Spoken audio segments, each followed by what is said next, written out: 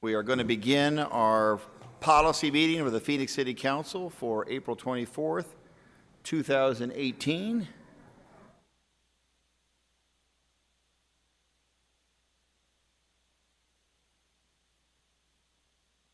Just a moment.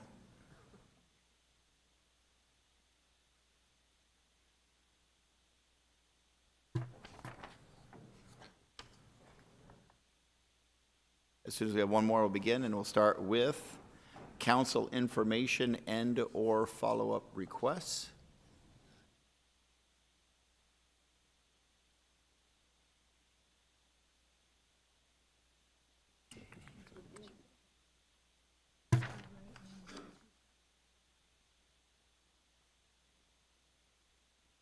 Mr. City Attorney, do we need a full quorum in order to do council information follow-up requests or non-agendized items?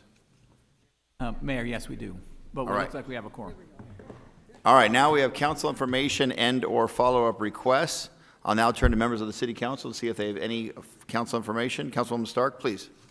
Thank you, Mayor. Just briefly, I wanted to thank everyone who was able to attend the Slope Fest that we held this weekend. It was a great turnout, probably 200 to 300 people. It was wonderful. And I also want to thank those that attended the John Jacobs Pancake Breakfast and Bike Rodeo. It's all about bike safety, and that too was a great turnout.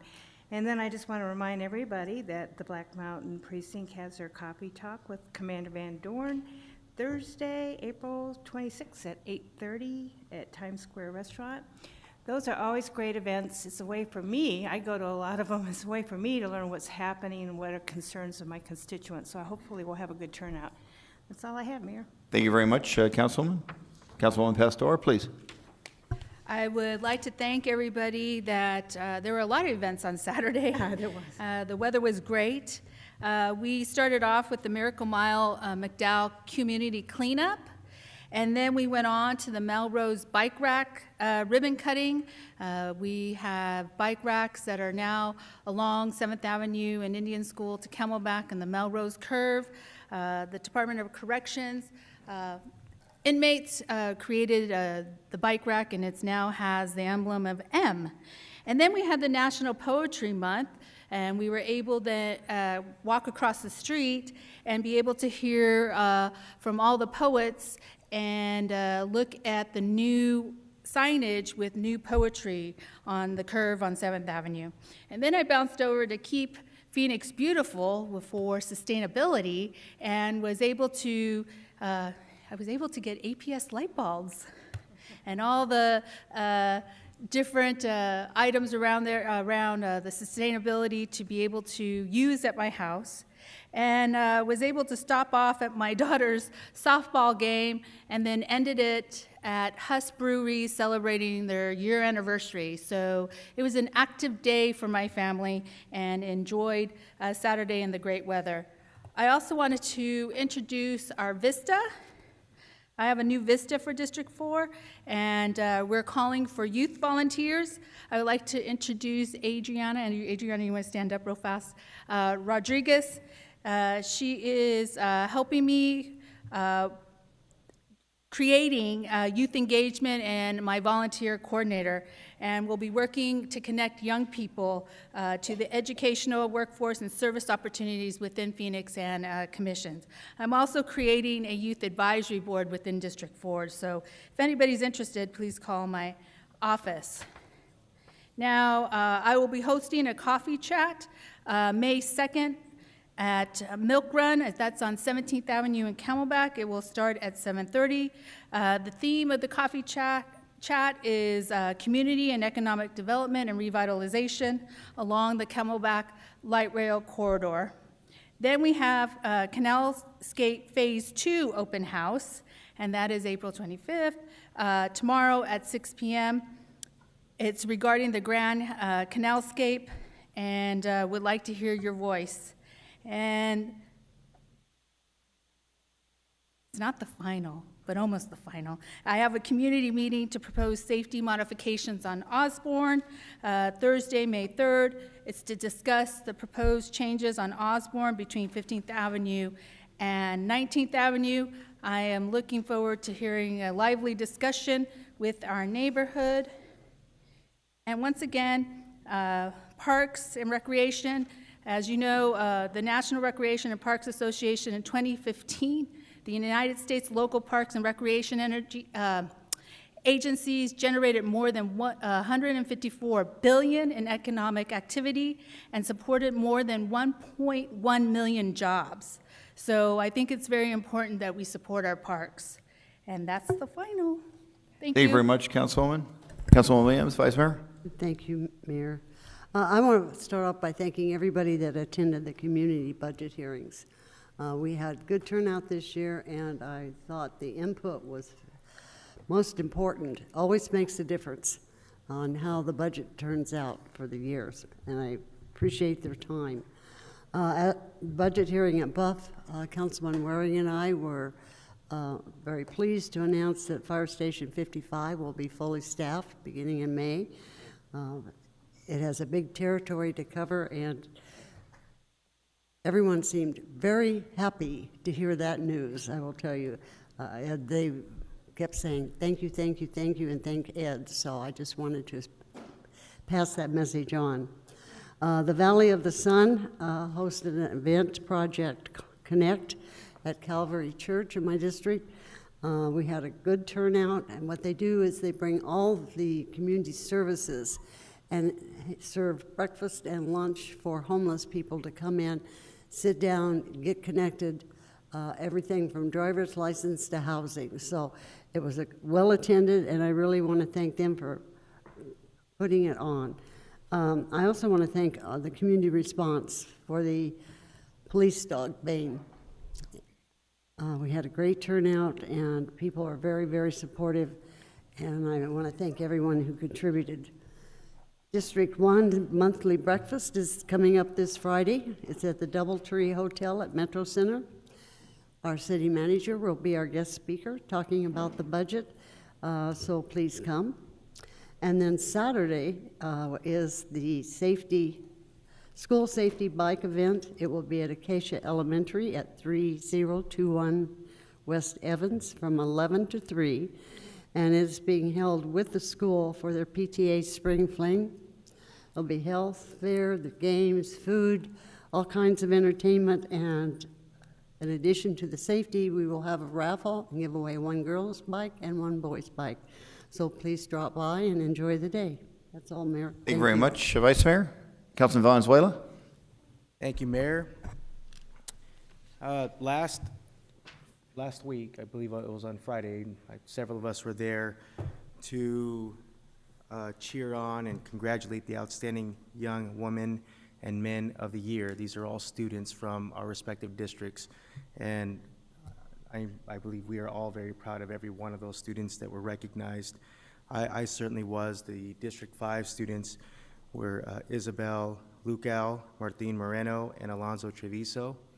In particular, I'd like to congratulate Isabel Lucal, who at the end of the program was named the citywide Outstanding Woman of the Year. So I'm incredibly proud of this student who lives in Maryvale and attends North High School. So, congratulations to Isabella and her entire family. Want to shift over a little bit and just give a very brief update on something called Code Phoenix, which is something incredibly important, obviously STEM education.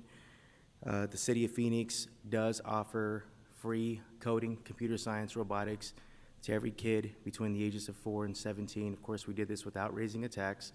This was done through public-private partnerships between the City of Phoenix and the assets that we have, our libraries and community centers, parks and rec, those types of facilities, and the private sector and the Arizona Community Foundation. The idea was to impact 500 students in the first year. We launched this program in October, and we got the numbers back for the first quarter. 1,200 students have been impacted in the first quarter throughout the entire city. There is a gender gap when it comes to tech jobs in the country and throughout the state. Of these 1,200 students, nearly 50-50 male-female ratio, which is pretty impressive, and a true reflection of this diverse community that we have here in Phoenix.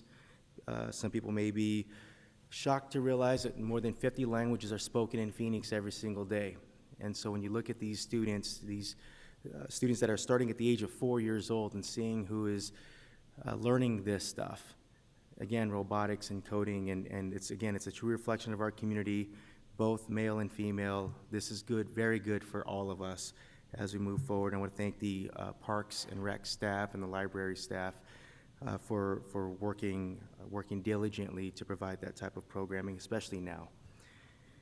Tomorrow, we are working with Local First Arizona, some of our business leaders, local business leaders here in the city of Phoenix. We're pulling together a bus tour of 19th Avenue, the 19th Avenue bus tour, to show some of the real growth that is happening along the light rail line.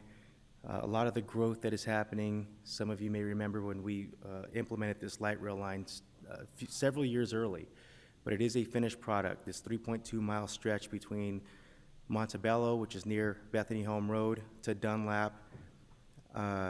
It was an extension that was needed. It has connected 7 schools, a couple of grocery stores, several places of worship, and it's really done some good things in the community. And now, as we continue to transition, it's an opportunity to get some investors on the bus with subject matter experts here from the city of Phoenix, working with our partners from Local First to show some of the clear opportunities that are along 19th Avenue to help speed and expedite that positive growth on 19th Avenue. So I want to thank everyone who is involved there, including 19 North, which is led by the community itself. And I would be remiss if I didn't mention, because we do have Derek Hall in the audience, this past Saturday I had an opportunity to represent the city of Phoenix, and we had a great, obviously our great staff from the Parks Department there, and the Diamondbacks contributed $25,000 to the city's Cool Kids program, which is what we use to help lower the fees for swimming in our city. Many kids will get free swim lessons, but it's because of contributions like that and partnerships between like that of the D-backs. So thank you so much for that. And that's what I got. Thanks, Mayor. Thank you very much, Councilman Valenzuela. Councilman Nowakowski? Absolutely. Thank you, Mayor. Yesterday, I attended a grand opening at the Sky Harbor Airport. It's our first urgent care. I mean, we are known as the world's famous, friendliest airport. Now we're going to end up being the most healthiest airport. So it's incredible. If you walk in there, there's 6 rooms that, from x-rays to drawing blood. I mean, it's a full-service urgent care center. So, I just really want to thank the city of Phoenix for all that, being innovators in when it comes to providing local businesses, local restaurants, and now healthcare in our airport.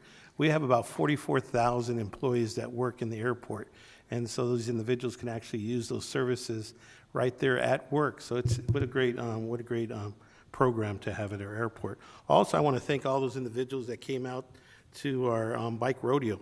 And it turned out to be great this last weekend. A lot of families out there, and really thank our police and firefighters for checking all those car seats and making sure that every kid had a helmet. So our next one's coming right down the road on May 4th. It's Friday, May 4th, at the Arts Academy, right there on 91st Avenue and Estrella Mountain.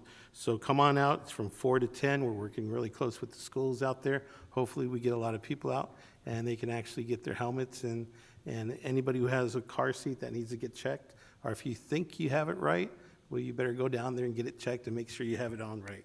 And then the other thing too, Mayor, is right here in District 7, the City of Phoenix is hosting a bike forum on Saturday, April 28th at the AE England building, right there just north of Van Buren Central Avenue. You can't miss it. Everything about our bike safety and learning more about bikes and our future. We have keynote speakers going in there. We're going to have forums, and We're going to have panelists that are going to talk about the city's 5 years bike program that we have, bike safety, and all kinds of things. So we encourage people to come on out and enjoy.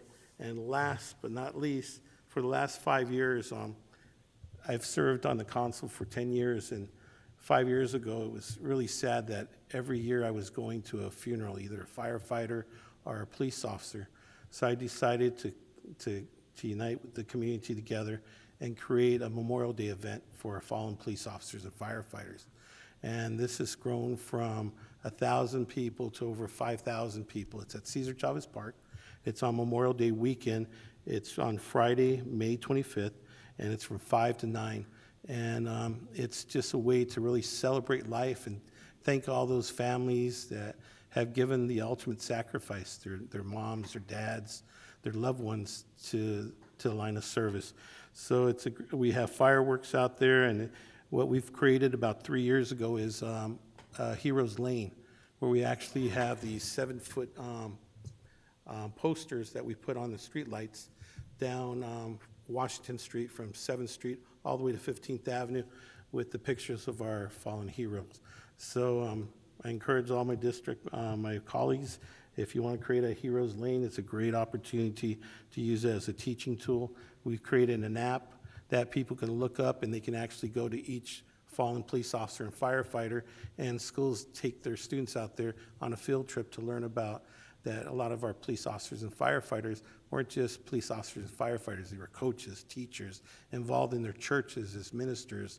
So it's a great way to give honor to those fallen officers and police officers and firefighters, and at the same time keep that legacy alive. So thank you all.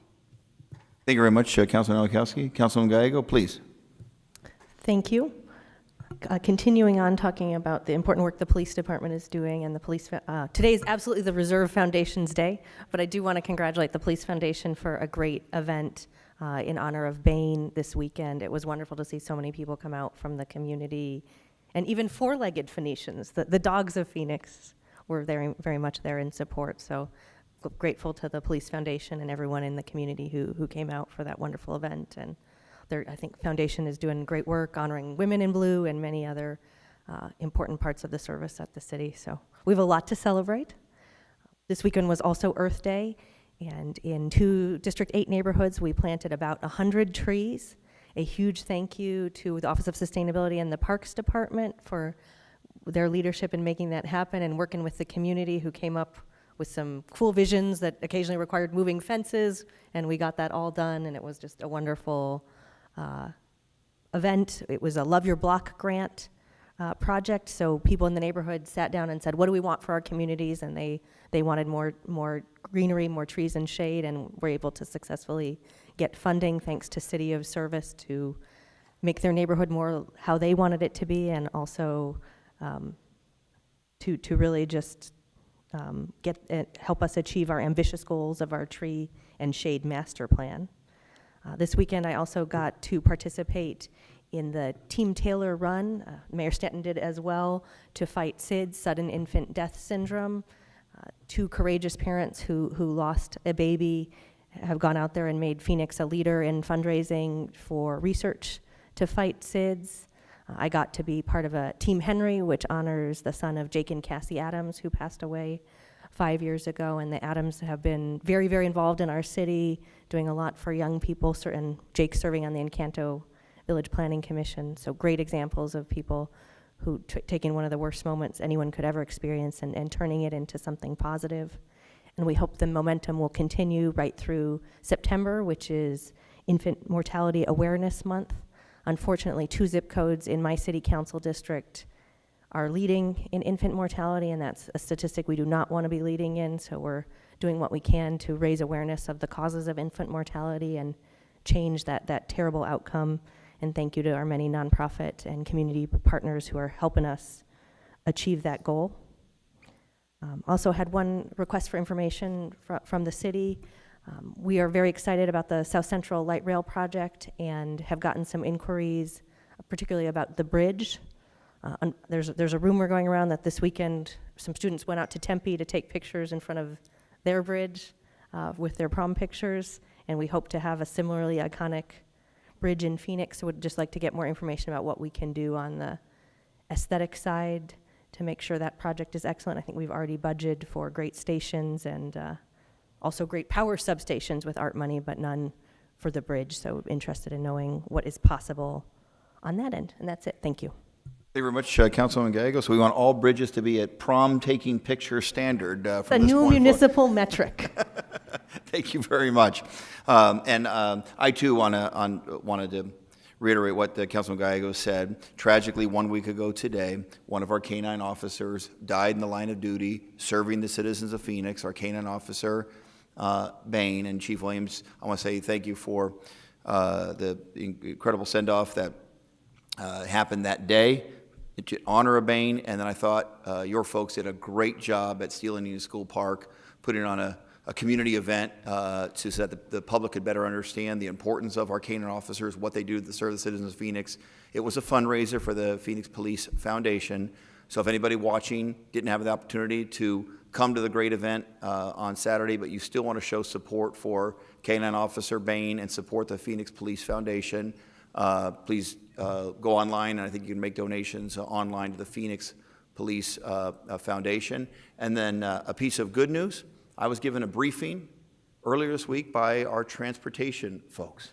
And this council, all members present, have been very supportive of increasing bus service to the citizens of Phoenix as a result of the transportation election back in 2015 and part of our Transportation 2050 plan. One of the key priorities of this council has been to increase weekend bus service, buses running later in the evenings and buses running more often, and it's working. Bus ridership on Saturdays is up 23%, and bus ridership on Sundays is up 12%, which means thousands and thousands and thousands of Phoenicians aren't able to go to work or go about their daily business. They're given really freedom as a result of the decisions of the citizens of Phoenix to significantly increase bus ridership. That's great news for the people of Phoenix, and I just wanted to make that report since I got that good news this week. Now, move on to the rest of our agenda. Is there a call for an executive session? Mayor, in accordance with the properly posted notice and agenda, I move that the City Council, pursuant to Arizona Revised Statute, Section 38-431.02.a, meet in executive session on Tuesday, May 8th, 2018, at 1 p.m. in the East Conference Room, 12th floor of Phoenix City Hall, 200 West Washington Street, Phoenix, Arizona. Second. There's a motion. There is a second. Any comments or questions? All in favor say aye. Aye. Any opposed? That passes unanimously. I'll now turn it to our city manager. Do you have any reports or budget updates for our city council? Mayor, members of the council, I just want to thank you for hosting 15 budget meetings throughout the city. We're taking and processing that information.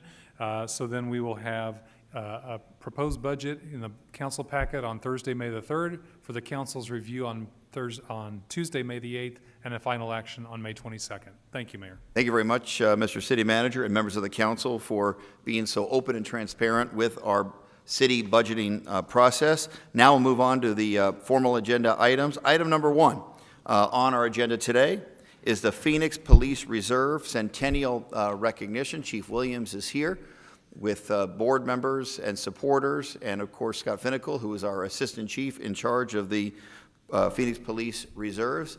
This is a program worth our support, both by members of the council and the community support. So we're going to learn about what our police reserves have been doing for the last 100 years. Right. Chief Williams. Thank you, Mr. Mayor, members of council. Pleased, blessed, and fortunate, all the above, to be sitting here with these amazing gentlemen who will extend to you a great invitation and informational session on how amazing our Reserve Foundation has been for, yes, 100 years. So without further ado, if I could pitch it to Chief Winnicle, or am I pitching it to Derek? There we go. Thank you, Chief. Mayor, council members, good afternoon, and thank you for the opportunity to speak to you about the Phoenix Police Reserve Foundation today. I'm proud to say I was an inaugural member of this board, which was created in 2007. I became chair in 2017, and as someone who's deeply involved in the community, I recognize that the city's budget is tight, and the men and women of the Phoenix Police Department need our support to keep residents safe and quality of life high. Reserve officers recognize the needs of our community as well. We currently have 106 reserve officers and 12 in the academy. They're dedicated public servants who have chosen to put their lives on the line as sworn peace officers, as volunteers, while continuing in their chosen careers. They have full authority to serve and protect. They go through the same rigorous hiring and training and are held to the same standards as their career officer counterparts. They are volunteers, but still 100% police officer. You can see on the slide that reserve officers come from very diverse variety of professional backgrounds. We don't have any former baseball players up there yet, but we will. We're still looking. Reserve officers work right alongside career officers with no outward distinction that would make them look different than any other sworn police officer. It's worth noting that many retired career officers have also transitioned to reserve status, which allows the department to retain their valuable expertise.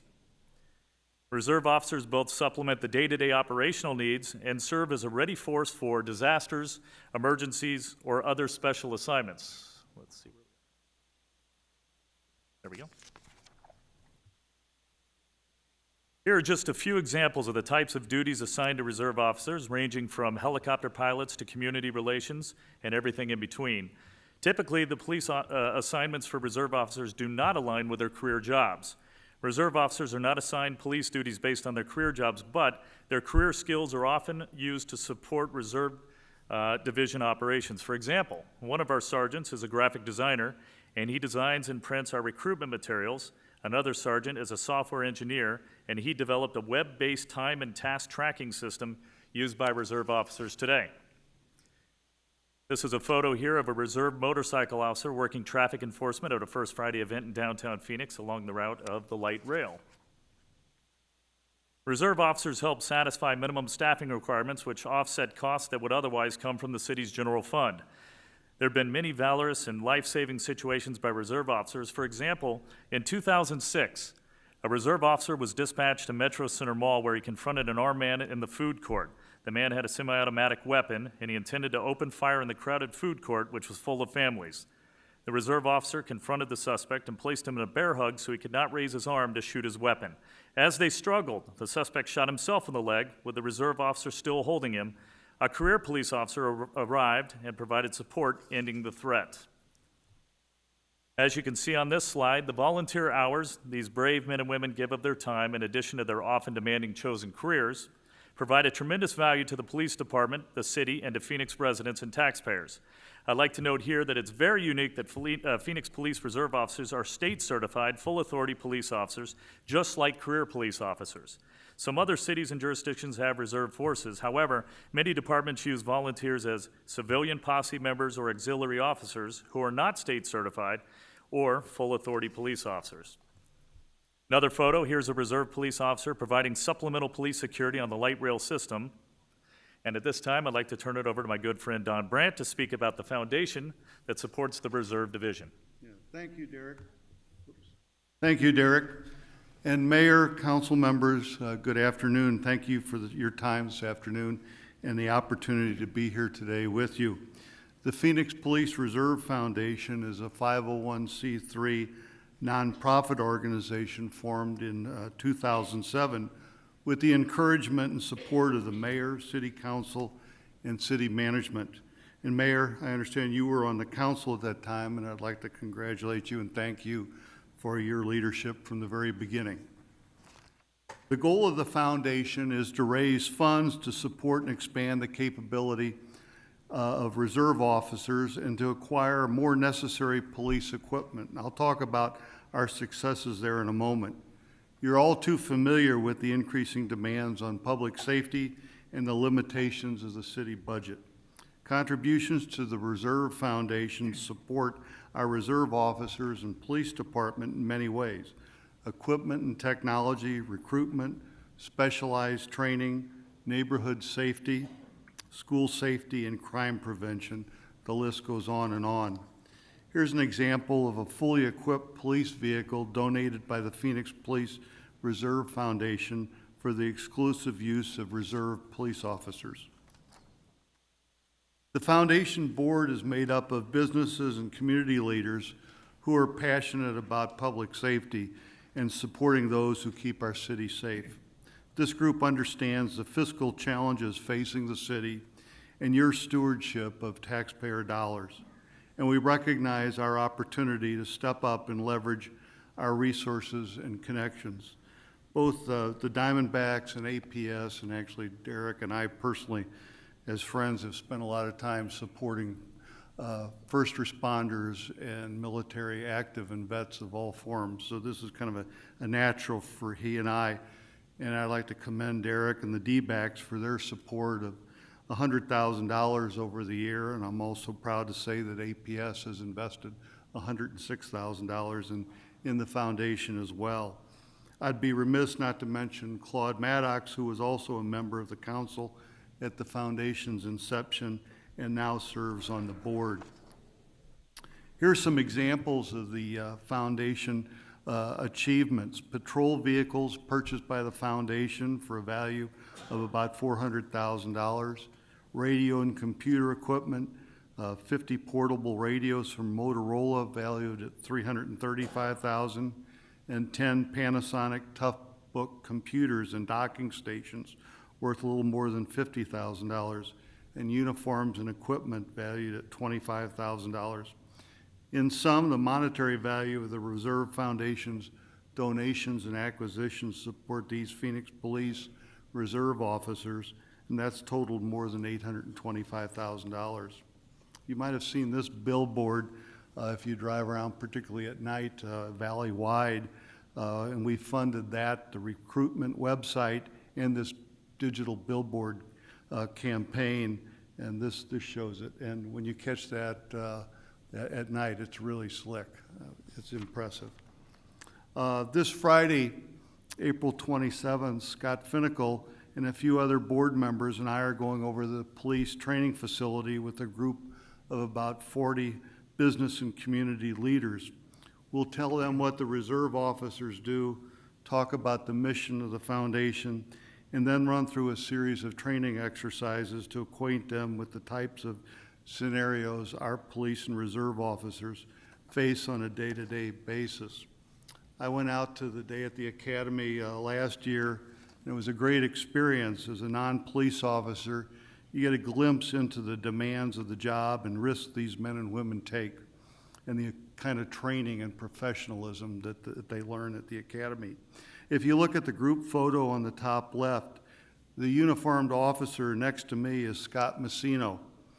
He retired from the police department a few years back. He's now our APS's safety manager, and he's a reserve sergeant in the police reserve. Scott's wife, Michelle, is also an active duty police officer. And I'm told if you're a bad guy in a dark alley, you're better off meeting Scott than his wife. I'll now turn it back over to Derek. Thank you, Don. As we wrap up the presentation today, I'd like to invite you to join the Reserve Foundation Board, officers and their families in commemorating their centennial, 100 years of service on May 3rd, which is my 26th wedding anniversary, at 4:30 p.m. at Talking Stick Resort Arena. There'll be a brief program and reception as well. We'll leave you with a few, if Scott's ready, historical photos to reflect on 100 years of the Phoenix Police Reserve. I'll turn it over to Reserve Division Assistant Chief Scott Finnicle to tell us more. Thank you, Derek, Mayor and council members. Our reserve officers have been very fortunate to enjoy the vigorous support of not only the mayor, the council, and city managers, but also the very dynamic business leaders that we have here today.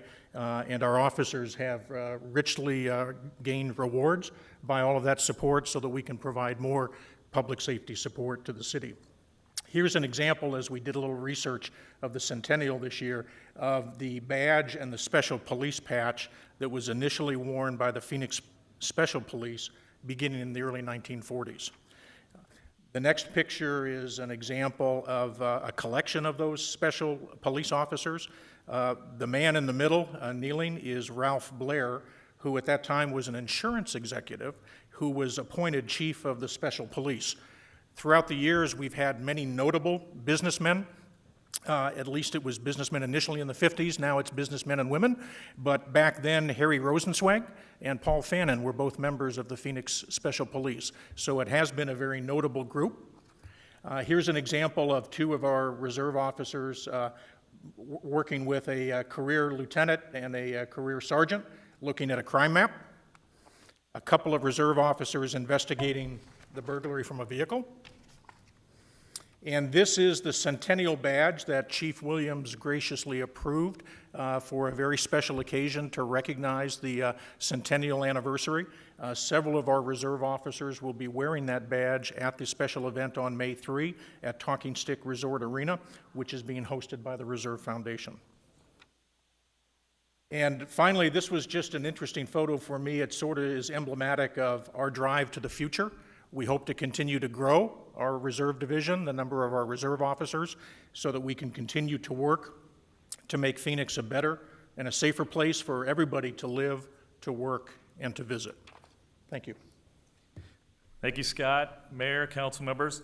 Lastly, I'd like to recognize City Manager Ed Zerker, Assistant City Manager Milton Dahoney, and of course, Police Chief Jerry Williams, and all the police and city staff who provided support for this presentation today.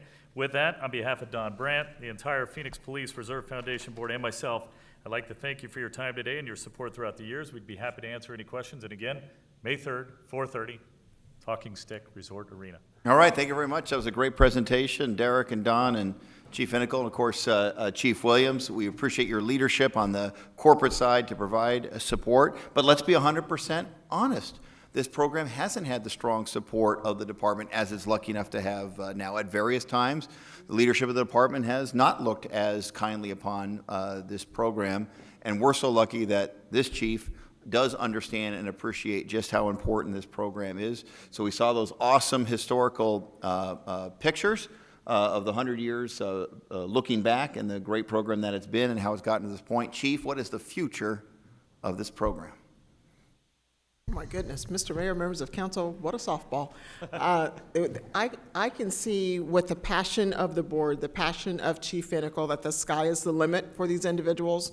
I would invite you to, on the Saturdays that they have their Saturday classes, when we talk about really being exactly like career officers, they are going through the same type of training. So I would say, in answer to your question, the sky is the limit. We're only limited by our imagination.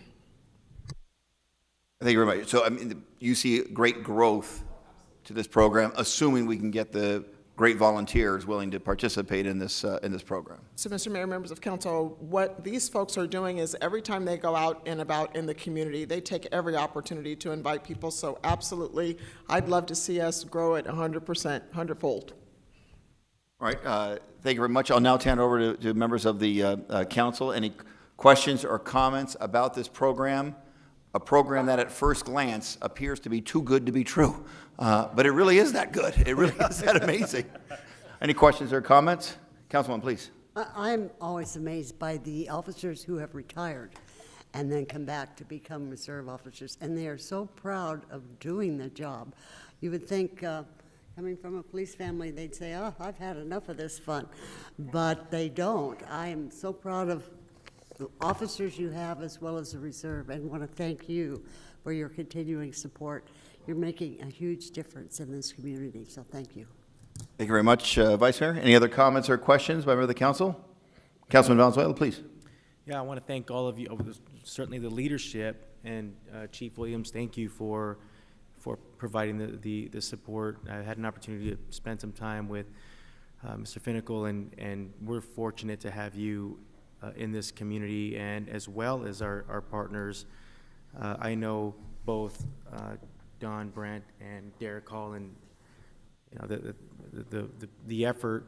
We can talk about the Yarnell 19 or 20, as Don would remind everyone. It's the Yarnell 20, and all the things that the D-backs and Derek Hall stands for, and all of the board members. I see Gary Trujillo and Ralph Marchetta back there, and several others. So I know that this is the community coming together to provide an amazing service for the community. One thing I'll just mention how important this reserve program is. When we had a hiring freeze in this city, and the city of Phoenix was not able to hire police officers at all, we're still trying to, and the chief will never relax the threshold of talent and integrity, and you should never do that, and you never will. I know you will, never will. But that said, there was a time in the city that we had a hiring freeze, we couldn't hire, and so the reserve program really stepped up and really did what they could to keep Phoenix move in and continue to be this safe community. And when we finally did hire, we were able to hire right out of the reserve program. There were some women and men that proved themselves and proved to be great officers. Spend a little time with Mr. Vinical. He'll show you all of the type of training that everyone is required to have. These are officers out there. Whether they're reserves or not, these are people that have taken an oath, people who have a legal and moral obligation to act and to serve. And we're very fortunate to have you and every officer out there, those in the reserve program and those who are not. But it was a great talent pipeline that we're able to draw from. And in fact, we did have a COPS grant that we were awarded a few years ago that we simply hired right from our reserve program through. So it's a great opportunity for those who want to learn about the profession, to get the training needed, and some want to stay on the reserves list, but others want to make that transition and actually become a full-time police officer. So it's good for our community. It wouldn't exist without the people at this table and the organizations that you all represent. So thank you. Thank you very much, Councilman. Councilman Nowakowski, please. Mayor, as the chair of the public safety, I just really want to thank you all. One of the things that we hear, all of my colleagues, every time we go out to a public meeting, a neighborhood meeting, a block watch meeting, we need more police officers. And 106 reserves really help us out, especially on those hard times and when we really need to provide more safety out there in our communities. So I just really want to thank you. And one of the things that I really want to thank is all the men and women that put on that uniform to protect and serve our communities. When they put on that uniform, they're putting on a uniform that maybe one day they might not come back home. And I really want to thank those family members that allow their loved ones to protect and serve this community also. So thank you all for supporting our reserves, and especially the volunteers that put on that uniform on a daily basis also. Thank you.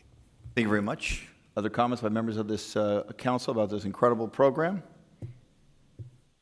Derek, you mentioned the desire to have a former Diamondback join the reserves. Any particular player you'd like to nominate here today? I would not be surprised if Luis Gonzalez is one day in reserve. Whoa, we're going there. Yes, we are. Luis, if you're watching. I know how he feels, so yeah. Thank you very much. An incredible program. Your leadership is so important to the future of this program. Chief Vinical, thank you for what you do. A lawyer by day, a police officer by night and weekend. Very, very much appreciated. Chief, thank you for all you do to support this very important program. Thanks so much. We can't let off the Suns neither, right? I wonder if there's a Sun out there we can bring in. Why not? All right, next item on the agenda was scheduled to be 2018 legislative update. I've been informed by our team that there are no substantive changes in the report from the last time they appeared before the City Council. So our third item on today's agenda, which is a possible action item, is a discussion of rainbow crosswalks in the City of Phoenix. So I think Mario Paniagua is coming forward, along with Maria Hyatt. So Mario is our Deputy City Manager in charge of transportation. Maria Hyatt is the Director of our Transportation Department. So I'll let them lead the way in a discussion of the possibility of rainbow crosswalks. And I think there are a few cards here today of citizens that would like to give commentary on the possibility of rainbow crosswalks in the City of Phoenix. And then we'll have council discussion and then a vote. Mario.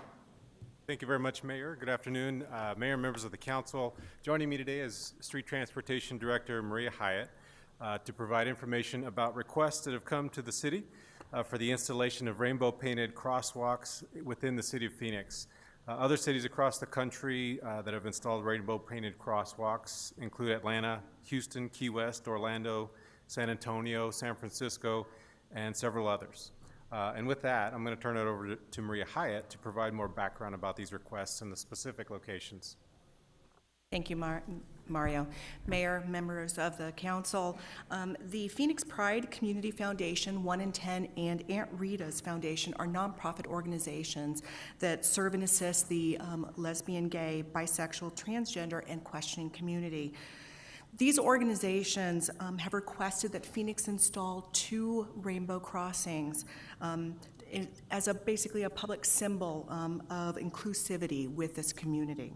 So as Mario mentioned, rainbow crossings have been installed in quite a few cities throughout the nation. The two locations that have been requested, the first one is Portland and Central Avenue. So what this shows is that both locations I'm going to talk about are, the important piece of it are, they are at signalized intersections today. So our position is this, it's the white lines that outline the crosswalk absolutely must be maintained. And the opportunity for coloring lies between the transverse white lines. So at this location, connects pedestrians from the light rail station at Roosevelt and Central Avenue and First Avenue to the Bob Parsons Center for Health and Wellness, where a number of the agencies that serve the LGBTQ community are located at. So an excellent location to connect the community. The second location is at 7th Avenue and Glen Rosa. So today, staff is seeking council direction on the request for rainbow crossings at these two locations. And if we do receive this direction from you, staff will work with the organization to enter into an agreement on agreement for payment and maintenance responsibilities related to these crossings. I'm sorry. So this is just an example. I wanted to be able to show you one. It's two of them. So this is Orlando's installation of a crosswalk, and this one is Key West. So these would be closer to maintaining our current design and then a color in between the lines, the white lines that exist today. All right, so the request or the proposal is for 2 rainbow crosswalks in the city of Phoenix. Councilwoman Pastor, you had a comment or question at this time? I was going to make a motion, an action. You may make a motion, please. Then I have comments. Mayor, I move to direct staff to design and paint the crosswalks in a manner consistent with the rainbow colors at the 2 proposed locations. I'll second that. There's a motion and a second. Comments? Mayor, I have a comment. Well, I think Councilwoman Pastor first. Go ahead. Councilman Nowakowski. So we have eastbound, but how about westbound and on Portland and Central? Mayor, Councilman Nowakowski, the request was specifically for this portion. It could be expanded to the other side at the direction of council. I think it should go straight across both sides of the street. Sure. My understanding is that, and I want to get clarity as to why we're here today. My understanding is that a group came and asked if they could do this. Streets then responded and said, yes, it would cost, you have to pay for it and you have to maintain it, and it would cost about approximately $10,000 to do this. In conversation back and forth, the group was trying to get it done during Pride Month and for the Pride Parade and a number of elements, and I was working with the mayor's office in trying to get this done. I left for China, and this was a conversation before China. I left for China. I get back. That Saturday is Pride, and the crosswalk isn't painted. Then I asked, why are we here at policy? And I'm told you need direction. And I'm not really sure, is it the direction, I made the motion, but is also the direction for in the future, if there's other organizations coming in, there is a process, or I'm just a little confused. And when I heard that the federal highway has some standards, and I believe other cities have done this and have followed within the standards, and so I'm just curious and wanting to understand what is going on. Mayor, Councilman Pastor, so we don't have a policy for doing such things in our crosswalks, and so the way for the staff to deal with it was to get specific council direction. I think it would be helpful to view this as a pilot program at these locations, so we can do some assessment of how, if the council chooses, assessment of how this holds up and how it works, and staff could certainly then put together a policy based on the experience here, so that going forward, the council would have a structure to fit these into. But at this point, since there's no structure, we would need to have specific council direction, and the mayor did place this on the policy agenda in order to have that opportunity. Okay. My other question was, and this is just a question that was thrown out to me, was that in the future, if somebody wanted to do, say, the flag, and they felt that there would be a policy or a process so that if they wanted to do the flag within a crosswalk, I said, yeah, they would have the ability to do that as long as they pay for it and maintain it, because that's really what I understand is about being able to pay for it and maintain the crosswalk with the guidelines of the federal highway guidelines around it. I think that's why it's important to view this as a pilot, so that we can put some observation in place from this experience, because it's important to know that it's the city that has to control the crosswalk. So we'll accept the donation and have it painted properly, but it's really the city's decision about what goes in the crosswalk, and that needs to rest with the policymaking body of the council. So based on this direction and then these locations, I think we would put together a policy for the council to approve for others going forward. Mayor, I have a response to that. Quick, yeah, Councilman Password, any additional questions? No. Councilman Nowakowski. The same situation happened with Grand Avenue. Remember, we brought it up to y'all, and we formed a committee, and we brought people from the neighborhoods, and we actually found some federal grants to cover the painting of not just the crosswalk, but also the bike lanes and some of the pots. So I think it's a process that we need to look into the future, and maybe some type of, we need to decide as a council, because people come up with all kinds of ideas, and we need to make sure that there's some type of process they can follow. Vice Mayor. Thank you, Mayor. I would prefer to see it as a pilot project. Our current count of people not crossing in crosswalks or crossing in crosswalks and being killed is astronomical. And I think we need to do not only investigation on what regulations there should be. I certainly don't want to put one of these in and just create targets. That's my fear. I want to make sure that there's an educational process so people understand, yeah, it's changes, it's got color in it, but it's a real crosswalk, because people are attuned to seeing certain things, and if it's different, they tend to ignore it, and I just don't want anybody hurt or killed in the process. So I would prefer it's a pilot program, and we have staff do some further work to make sure it meets all standards and reduces any liability. Thank you very much. Any other comments now? We have a few members of the public who want to provide testimony on this item, so I'm going to turn to those folks now. You have their 2 minutes to provide testimony before this city council on the motion, which is to support the staff proposal that we do 2 rainbow crosswalks in the city of Phoenix. Carlos Castaneda, followed by Mike Polton. Carlos, good to see you. Up to 2 minutes. My name is Carlos Castaneda. I'm the proud resident of District 5, and I grew up in District 4. Although I'm a transplant from Texas, my heart is 100% Phoenician. I grew up here. I graduated from Alhambra High School. I attended Phoenix College. I went to Arizona State University, and recently Grand Canyon University. I have firsthand experience of the evolution of this city, my city, which I'm proud to call home. I'm proud because my neighbors, my community, and this city has embraced me as a gay Latino. There has been a few exceptions, but overall, this city, who I rest on as part of my soul, has taught me and has raised me.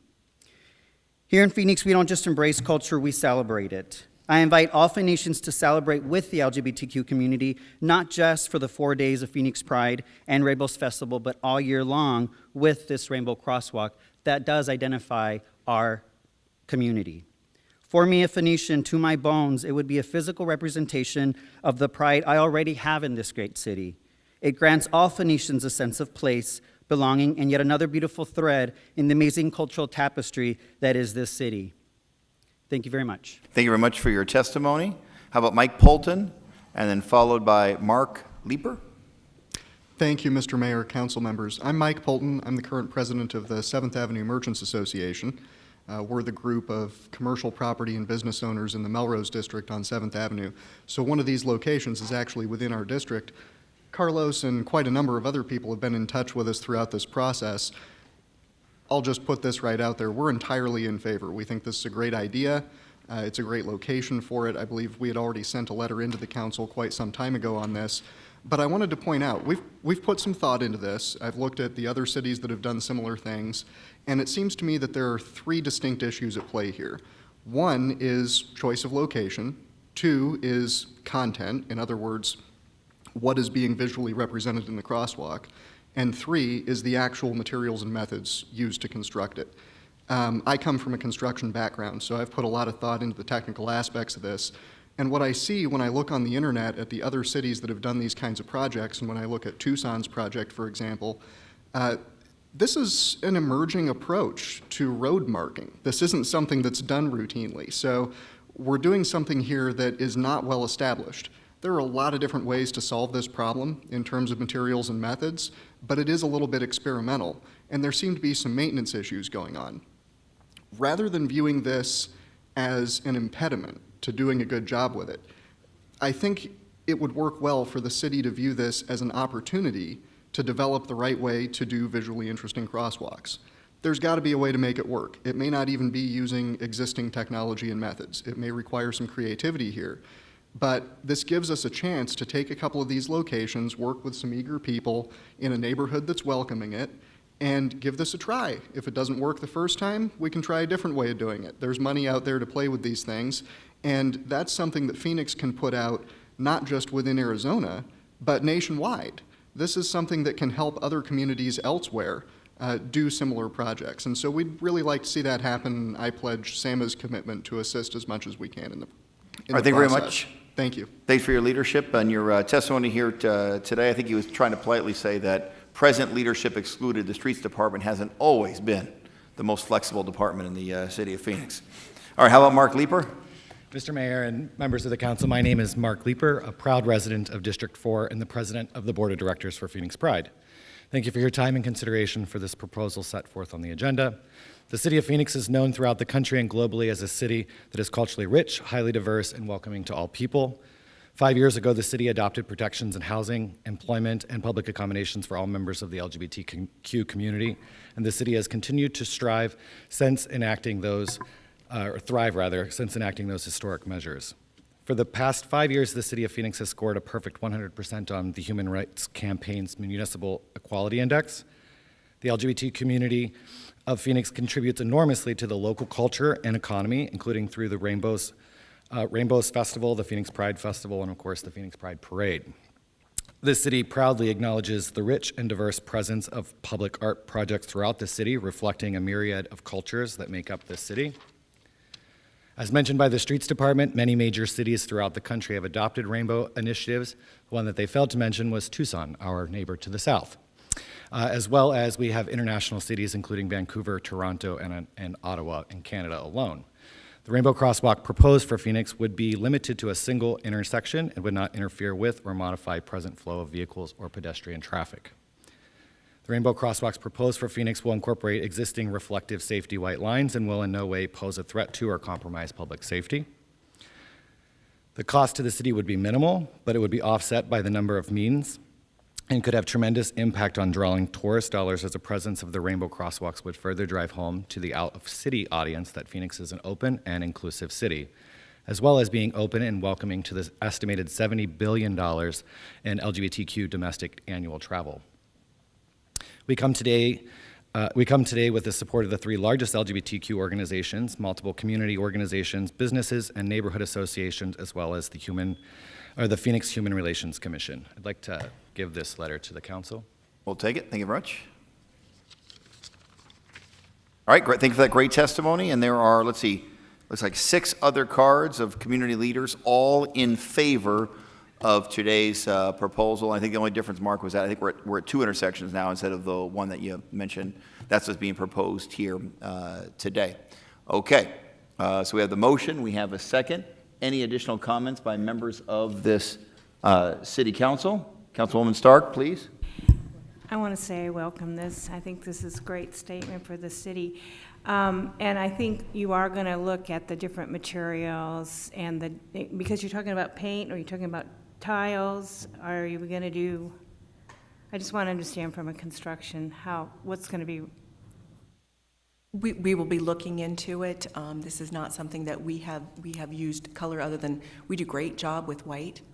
And Yeah, a little I bit know of you yellow. So we're going to look to see what might be the best application for durability as well as cost. Because I think paint, with the tires going over it consistently, it probably wears out fairly quickly. So this will be looking at different materials and ways to make it really work for the city. But I think it's a great idea. I really appreciate the different organizations coming to the city, proposing this. I think it does show that we are an inclusive city, and I really appreciate it. Thank you. Thank you. Councilman Williams? I just wanted to make sure the motion didn't include you bringing back that type of information. Could we add that to the motion, that they bring back the information if they research the site and the materials? And truthfully, I would like to see you bring back a proposed ordinance or policy on how to do this, not only for this one, but in the future. So my motion said to direct staff to design, paint the crosswalks in a manner consistent with the rainbow colors at the 2 proposed locations. And my understanding, and you guys can correct me if I'm wrong, that the organization will be paying for this to get done. Mayor, Councilwoman Pastor, that was our intention, is Okay. that the organization would pay for the colors of the paint, and possibly the installation will work through those issues. So Vice Mayor, you're asking for, I'm asking staff to review to make sure paint is the best option based on Right, what she said. right. But before they actually implement it, bring it back and tell us what they're going to do and exactly where they're going to do it, and with a policy that we can apply wherever this is necessary in the city. If somebody else has an idea or another organization, I want to make sure that we're consistent, we're legal, and fair. okay. I'm not saying, no, we can't do it. I just want to know what we're going to do before we say yes, and make sure there's no liability, the cost is covered, and we have a firm policy. We know what we're doing. My impression is if the vote is successful today, we're doing it. The 2 crosswalks that were recommended, we're going to do it. They're going to come up with the appropriate materials, et cetera. That should be reported back, of course, to this council, what materials and tactics they decided to use. I think what the Council Vice Mayor Williams is asking that after this one, because we're moving forward as a pilot project on this one, assuming the vote's in the affirmative, that there may be at a future date a discussion of what our actual policy would be for future intersections and crosswalk, different ideas and colorizations, et cetera, maybe other organizations that want a similar kind of thing. Is that fair? Well, actually, that's more generous than I was. Oh. I really wanted to know what they planned to do in the beginning before they actually did it. I'm not saying, no, you can't do it. I'm just saying I want to know what you're going to do. All right. Well, in my case, I trust staff that they're going to use the best materials they can under the best known materials under the circumstances. Obviously, it'll be somewhat of an experiment, and it's a great experiment. We ought to try different things and see what works. And so my thought is that we vote on this with the request that they come back and tell us what they chose to do and why at a later date. And then we also move forward with a particular policy. But that now we don't have a second vote on this particular proposal of the 2 rainbow crosswalks. Mayor? I think that was the intent of the motion. Is that the intent of the second? Correct. And then, Mayor, I also would like to make a friendly amendment to my second. I like to, seeing that Portland and Central is actually in my district, I like to figure out a way to make sure that both sides of the of Central Avenue have the crosswalk, that the westbound also has it. So if it needs to come out of our district allocations of crosswalks or so, I'm not sure, or is there? Just to clarify, so there's, the crosswalk on Central is in two pieces. There's the eastern half of Central, which is northbound. And Right, you have the light rail western station half. there. You're talking about the western half of Central, which is the southbound lanes. You're talking across the It whole. would be across all of off the Central. left edge Across of that Central picture. Avenue, right? Yeah. Councilman Both sides of Orchowski, Central Avenue. that's actually That's First exactly- Avenue. All right, that's First Avenue right no, there? it The, hasn't. the picture is central, but on the other side. It hasn't split there, but. okay. Oh, yeah. Or it's- Just, So- you're just intending the west side of the light rail tracks, Councilman. is You that want it on correct? the other side where Correct. Fez is. The other half of the Yes. crossing across Central? Right. Okay. So both sides of the I think almost. light rail station has it, so it's straight across Central. Okay, Mayor, I'm totally lost. Are you talking north-south crosswalks or east-west crosswalks? Crosswalks are east-west. This is East-west. showing the east-west on the east side, which is the northbound lanes. That's I believe the Central. councilman's talking about the southbound lanes, the crosswalk that crosses on that Yes. side. But on that picture, we're talking the horizontal On Central Avenue. crosswalk, not, there's two crosswalks that are. That's right. Okay. I think that's what, there's causing some confusion here. We don't have, I think what We the have a council's talking pointer. about is Does off of anybody the have a left pointer? side. It's off the left side of the picture. Okay. But as Councilwoman Pastor said, the Fez side. Yeah. Yeah. Right, that's it. So in the motion, I would like to move forward with the two proposed locations and also provide us information as to what material is being used. And then, I'm just going to give it a date for possibly a policy for the future of future requests. Would that work? Trying to accommodate the request. I mean, I'm fine with that, just give them sufficient time to do it. Yeah, you wanted August or June? Yeah, Yeah, take it back through subcommittee. and then develop a policy to go through the subcommittee. Thank you. All right. Assuming this motion passes, knowing you're going to do a reasonable, materials, et cetera, when are we going to see the rainbow crosswalks? When are you thinking? You're going to hate me when I say as soon as possible. So what we would need to do is really look to see at the different types for durability. We're going to do that as quickly as we possibly can. With your direction, I will be happy to follow back up with you with the materials and the dates. All right. Can we aim within 30 Maybe Tucson 30 has some days? leftover paint. 30 days, 60 days? Yes, within 30 days. 30 days? To add to the motion within 30 days. Thank you. All right, so it's going to happen pretty quick here. That's cool. All right. Mayor, can we Please, do some Councilwoman. type of public information on what this is? Because it's a big switch, and if you haven't paid any attention to other cities, people won't understand that's really a crosswalk, and I just don't want anybody to get hurt. Mayor, Vice Mayor, we'll be happy to. That would be part of it. Put it in the Anything. water bill and a couple other places, celebrate, but let them know what it is. And it falls right within the intent of what we have been talking about at your subcommittee about making sure that anything new we are talking to the community about. All right, any other comments or questions? I actually think this is going to be really popular and a real big tourist attraction. I'm concerned about people taking pictures in the middle of the road to make sure it's as safe as possible.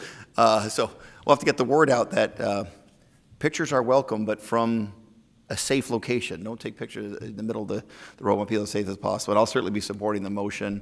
I think it's a great idea, not only to celebrate our LGBT community, but to celebrate diversity generally in our city. And it's one thing we've tried to do over the last few years is to be a welcoming community for all people. And this sends a direct message to everyone that this is a welcoming community. And these are great locations, and I'm super excited about supporting the motion. Any other comments? I guess we'll do... I'm totally supportive. I'm ready to vote. And congratulations. And this is just the beginning.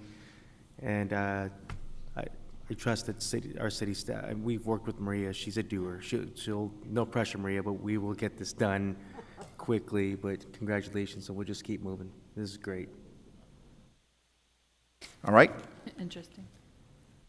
I was saying we should take a roll call or just take a regular vote. I think with the members present, we'll just take a regular vote. So all in favor say aye. Aye. Aye. Any opposed? It's unanimous. All right, that's great. All right, and we have no other further business before the city council, I don't think. Oh, I apologize. Oh, my goodness. Thank you. I got ahead of myself. Oh, my God. For item number 4, which is consideration of a resolution regarding renaming Aya Park in the name of Bishop Alexis A. Thomas. We need a 24-hour paragraph from our city clerk to be read first. So would our city clerk please read the 24-hour paragraph? The title of resolution number 21632 on the agenda was available to the public at least 24 hours prior to this council meeting and therefore may be read by title or agenda item only. All right, thank you very much. So the item before us is an item asking whether this council would send a resolution to our friends at the Parks Board, a friendly resolution if we were to move forward with it, asking that they rename the neighborhood park, now called Aya Park, to rename it the Bishop Alexis A. Thomas Park. And I had made this request because many community members had talked to me and probably many members of this council about the appropriateness of naming this particular park after the great Bishop Alexis A. Thomas, who built Pilgrim's Rest Church and to be a dynamic powerhouse in our city. And of course, as Bishop Thomas always said, he was born in Phoenix on 18th Street, right around the corner from the mini park. This park, Aya Park. So in light of the fact that he was so well known for having been born and raised in this neighborhood, it's apropos that we would recommend that the park be changed in its name. He often spoke about how important the park was to him growing up in South Phoenix, how much time he spent there as a youth, and of course the bishop was one of Phoenix's most respected and consequential faith and communities leaders. We all miss him dearly, and I personally don't know of a better way that our city can honor his legacy than renaming this great park that he loves so dearly after him. So, Inger Erickson is here, our Parks and Recreation Director, to talk a little more about what this resolution might look like. Please. Mayor Stanton, members of the City Council, again today we're here to consider the resolution regarding the renaming of Aya Park to Bishop Alexis A. Thomas Park. Bishop Alexis, as you mentioned, many of these comments you mentioned already, a longtime leader of Pilgrim Rest Baptist Church, grew up around the corner and was clearly a pillar of the community. Aya Park is a small mini park on 20th Street in Carver, 0.82 acres. It was renovated following the purchase in 2013 and includes turf, a lit basketball court, playground equipment, exercise equipment, and a ramada. So with that, we are asking that the resolution be considered for moving on to the Parks Board meeting, which is Thursday, the 26th, where the Parks and Recreation Board has final authority over naming. All right, is there a motion? See if there's a second. Any comments by members of this council? Mayor, I move that we rename Aya Park for Bishop Thomas. Second. We have a motion and a second. Any comments by members of the council? Councilwoman, please. I have a question. Aya Park, who named it? Or what was the naming of Aya Park? Mayor Stanton and or the history?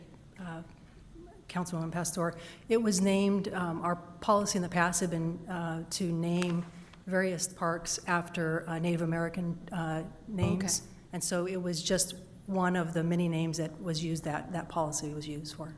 Got it. Thank you. Thank you much. Any other comments or questions? Councilwoman. Thank you. And I should clarify, my motion was to ask the Parks Board to name Aya Park for Bishop Thomas. This, I think, is a really meaningful way for us to pay tribute to a man who did so much for our city, from serving in really difficult roles for the Phoenix Police Department to taking on a really important leadership role with our My Brother's Keeper initiative. He chaired our pillar to be safe from violent crime, which is probably the most difficult of all the pillars, but incredibly important. He cared so much about our youth, and this is a place that is really important to the youth in the community in which he grew up. At the reopening, so many happy young faces in the area, and he would be, I think, proud of what we're doing in the community. Every time I saw him, he would check in on his old neighborhood. The city's doing a lot of investment there, including a great partnership that Neighborhood Services has with FSL, and he wanted regular updates. He really feels like this area is so much of the foundation of Phoenix, but also the future, and that we need to make smart investments in this area. And I think we are following through on his vision, so the fact that we can honor him in this way would be meaningful to so many people in Phoenix who he touched. Thank you for doing this. Thank you very much. Any other comments by members of this council? So if successful, this resolution will be passed on to the Parks Board. They will have final say because it's their policy on naming parks. But there's a high likelihood of success. I'm feeling really good about it. Okay. With that, all in favor of the motion say aye. Oh, Roll call. we have to do roll call. Okay, I'm sorry. Roll call. Apologize. Gallego. Yes. Nowakowski. Yes. Pastor. Yes. Stark. Valenzuela. Williams. Yes. Stanton. Yes, that item passes unanimously. With no further business before the City Council, our meeting is adjourned.